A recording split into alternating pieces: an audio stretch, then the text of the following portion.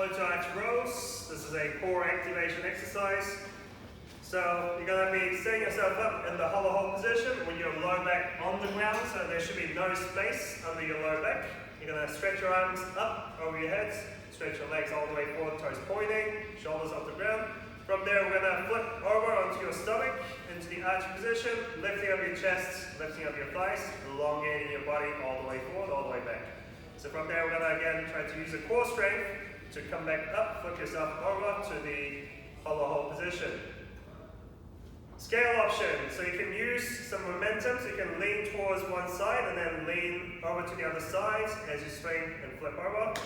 Okay, and alternatively, go from arch position into the hollow position to the same thing by swinging, leaning towards one side and then using that momentum to flip yourself over onto your stomach and onto your back.